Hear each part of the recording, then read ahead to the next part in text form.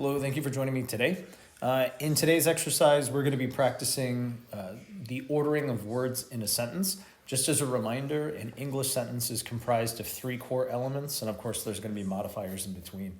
But you were going to see it in the order of subject, verb, and object, sometimes known as SVO. And in the exercise that we're going to do together, I'm going to read sentences, not all of which are in the incorrect order, but some of which will be in the incorrect order.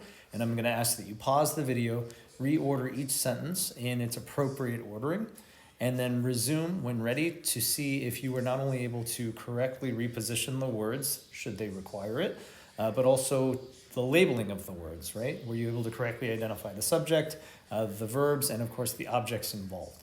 Let's go ahead and take a look. I'm going to read each sentence first, and then I'll ask that you pause the video, complete the exercise, and resume so that we can correct it together, and we'll see how many of these you got accurately. All right. Number one is already completed for us. It's just kind of a sampling of what they expect to see. Here it starts with, has set John Bailey a new high jump record. It's a nonsense sentence. It doesn't make sense given the ordering of it. And you can see that in the example, they correctly identify John Bailey as being the subject, which is our focus in the sentence. Well, what did he do? The verb is has set. We're talking about something that occurred in the past. And of course, the object of that verb, well, what did he set? Well, in this case, a new high jump record. All right, now for number two and beyond, I'm just going to read them. Again, you're going to pause, make those corrections if they require it, and then resume. All right, number two, the passport examined the passport officer. Number three, these biscuits don't like the dogs. Number four, the shop assistant is wrapping the parcel. Number five, have seen the visitors, the new buildings. Number six, my father didn't wash the dishes. Number seven, the pipe is going to fix the plumber. Number eight, will the goalkeeper catch the ball? Number nine, has the meal enjoyed the guest? And number 10, can't play John the game. Some of these are kind of silly, but all right, go ahead and pause. Reorder them if you feel like they're, if you need to, and then resume. And then we'll see how many you got. Okay, let's go ahead and take a look. So for number two, the passport examined the passport officer. I suppose you could get away with a sentence if it were some kind of crazy science fiction you were writing, as the passport has come to life and now he's kind of taking his action out on the port officer. But really the subject in the sentence is going to be the passport officer. You want to include that definite article. That's our subject, and that's going to be part number one. So I'll just write number one. Whoops, if it shows up. And then number two, well, what did he do? We need to find the verb. Well, the verb is he examined. So that'll be number two, that'll be the second part. And well, what did he examine? Well, he examined the passport. So that's going to be our object, which is number three. I don't know how clear this is. Hopefully this will help you.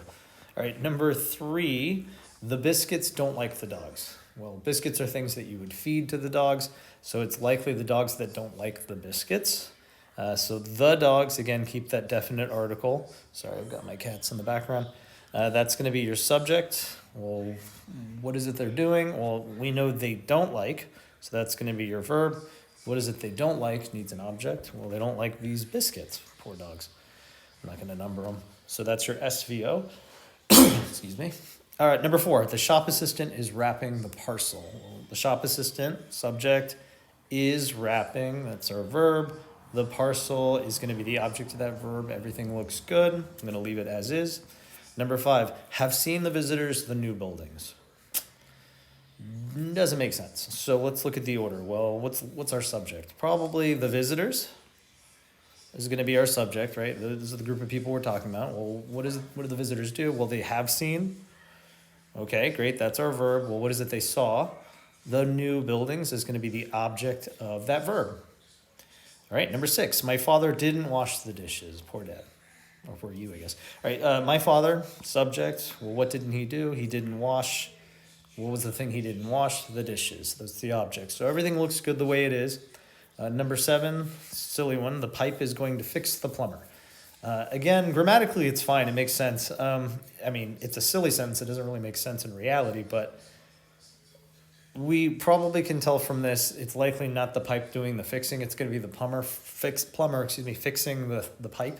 So the plumber's likely our subject. Well, what's the action of the plumber? Well, is going to fix.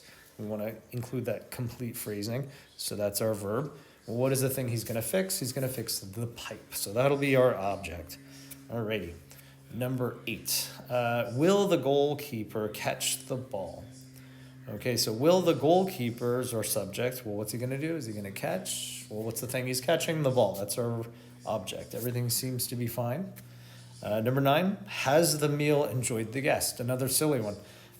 Likely it's going to be the guest as our subject. Well, the guest what exactly? What's the verb? Enjoyed, or rather has enjoyed. Has the meal, so it should be has enjoyed. Or has the guest, it should be. Enjoyed is our verb. The meal would be our object. So I would incorporate has just at the beginning of our subject. So has the guest, I would include all 3 parts in the subject. The verb would be enjoyed. The meal would be the object of the thing they enjoyed. And of course, number 10, can't play John the game. All right, if John is a game, great, the sentence is perfect, doesn't need fixing. But it is likely that John, well, what can't John do? Oh, I'm sorry, John is our subject. What can't he do in this case? Well, he can't play. That's going to be our verb. What can't he play? Well, he can't play the game. So that's our object. Okie dokie. I hope these exercises were helpful. I know we went kind of quick. Please let me know in the comment section how can I improve these. Likely it's going to involve the Zoom feature, since I don't think you can read any of what I wrote, but I hope to God that you can. Please subscribe if you found it helpful, and please give it a like as well if you found it helpful. All right, I look forward to seeing you in the next one. Let's see if